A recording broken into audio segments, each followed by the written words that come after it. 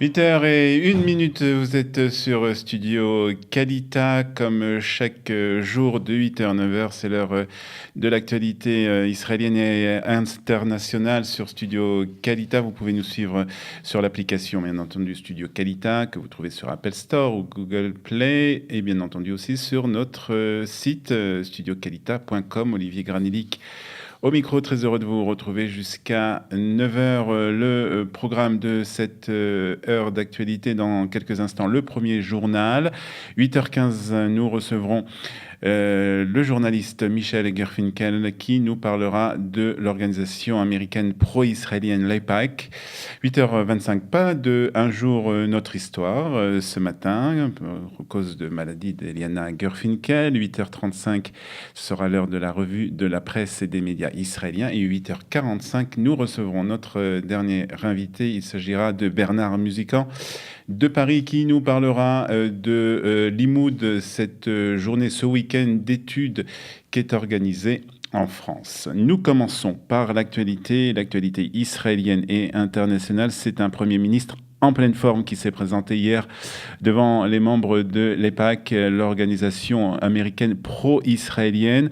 Benjamin Netanyahou a prononcé un discours qui a été interrompu à plusieurs reprises par des applaudissements du public et dans lequel il a promis de contrecarrer les ambitions nucléaires de l'Iran. Nous devons arrêter l'Iran. Et nous l'arrêterons, c'est ce qu'a déclaré le Premier ministre après de 18 000 membres de l'AIPAC.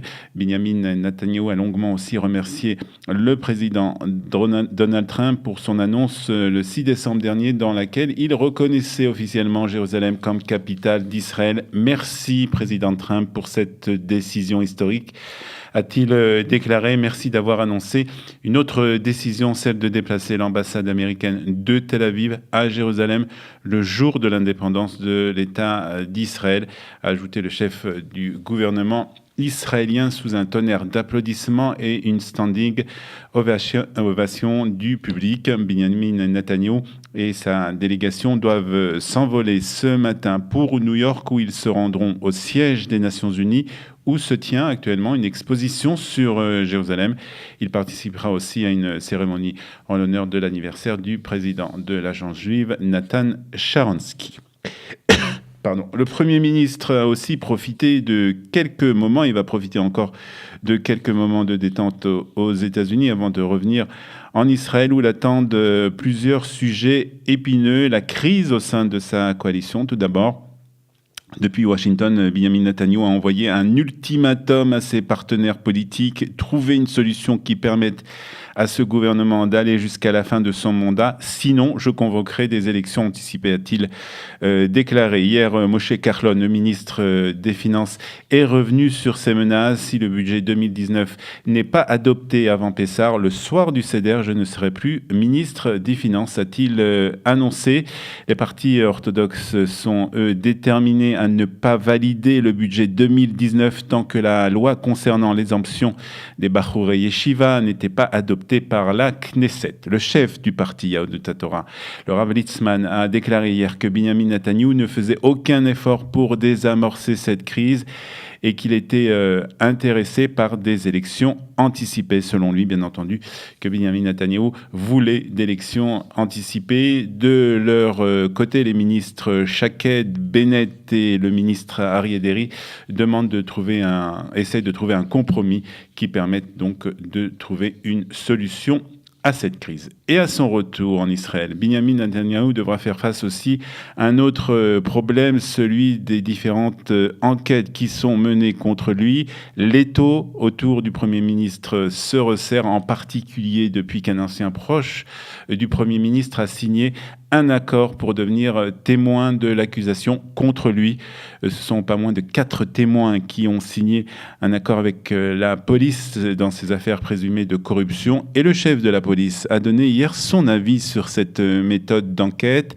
Les témoins de l'accusation sont l'un des outils les plus importants pour dissuader les organisations criminelles et la corruption au public, a déclaré Ronnie Ashler à la conférence de Sderot. Après que Nir Hefetz, l'ancien conseiller médiatique de la famille Netanyahou, a fait des révélations dans le cadre donc des différentes enquêtes, Binyamin Netanyahou et son épouse devraient être une nouvelle fois entendus par la police à leur retour donc de leur voyage aux États-Unis. Est-ce ces bruits d'élections anticipées qui ont poussé la députée Orly Levy d'annoncer la création d'un nouveau parti? L'ancienne membre du parti Israël Beiteinu a annoncé hier qu'elle allait créer son propre parti. Je recommande aux dirigeants politiques de ne pas craindre les élections, mais de craindre le nouveau parti que je viens de fonder. C'est ce qu'elle a en tout cas déclaré. Je serai la surprise des prochaines élections, a-t-elle promis au cours d'une interview à la radio israélienne. Fille de l'ancien ministre des Affaires étrangères, David Levy, Orly Levy Abekassis a été mannequin puis présentatrice à la télévision avant d'entrer à la Knesset en 2009. Puis une information internationale à présent, 70... non, ce n'est pas l'information internationale, elle viendra après. On va parler tout d'abord de 70 diplomates étrangers qui se sont rendus hier à la bordure de la bande de Gaza. L'objectif de la visite était de viser à montrer aux ambassadeurs étrangers la situation sécuritaire à la frontière sud d'Israël, la menace des tunnels et l'implication israélienne dans la bande de Gaza. Les ambassadeurs ont visité la région de Kerem Shalom avec Tzipi Hotevelik qui est la vice-ministre des Affaires étrangères et le commandant adjoint de la division de Gaza, le colonel Avinoam Stolevitch. Les leçons du désengagement de Gaza sont claires. Quand Israël abandonne un territoire, une organisation terroriste prend sa place. C'est ce qu'a déclaré la vice-ministre des Affaires étrangères. Israël n'est pas responsable de la situation dans la bande de Gaza. Nous permettons un flux quotidien de 400 camions avec des fournitures pour la population gazaoui, a-t-elle aussi expliqué. Le lieutenant-colonel Avinoam Stolevitch a lui donné un aperçu aux ambassadeurs des tunnels découverts. Au lieu d'investir dans leurs citoyens, le Hamas a investi de l'argent et des ressources pour le terrorisme, a-t-il aussi déclaré. Puis le président américain Donald Trump a salué mardi les signes d'ouverture de la Corée du Nord sur un éventuel dialogue avec les États-Unis, tout en appelant à la prudence dans l'attente d'avancées concrètes. Les dirigeants des deux Corées doivent se rencontrer fin avril pour un sommet historique. Séoul a assuré que Pyongyang était prêt à aborder avec Washington la question longtemps taboue de la dénucléarisation.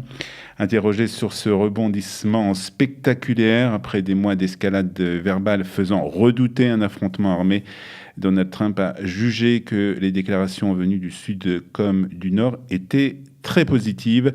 Ce sera bien pour le monde, ce sera bien pour la Corée du Nord, bien pour la péninsule, mais nous verrons ce qu'il va se passer, a-t-il ajouté. Quelques heures plus tard, le département d'État à Washington a annoncé de nouvelles sanctions économiques contre Pyongyang, après avoir déterminé que le régime nord-coréen avait utilisé une substance neurotoxique classée comme arme de destruction massive pour assassiner en 2017 en Malaisie Kim Jong-nam, le demi-frère en disgrâce du président nord-coréen. Puis une bonne nouvelle pour terminer, une bonne nouvelle en tout cas pour les fans du chanteur Enrique Iglesias. Les billets pour son concert du 26 mai au parc Ayarkon à Tel Aviv ont été mis en vente depuis hier soir. C'est la 5e venue en Israël pour le roi de la pop latina. Les billets s'achètent entre 225 shekels et 655 shekels pour le Golden Ring. Donc voilà, pour ceux qui veulent acheter des billets pour ce chanteur Enrique Iglesias. La météo pour terminer, il continue à faire très chaud en Israël. 26 degrés à Tel Aviv, 28 à Jérusalem, 31 degrés à la mer Morte et 32 degrés à Eilat. Il est 8h10, vous êtes sur Studio Kalita et vous avez bien raison. Dans quelques instants, nous recevons Michel Gerfinkel qui nous parle de l'organisation américaine l'EPAC.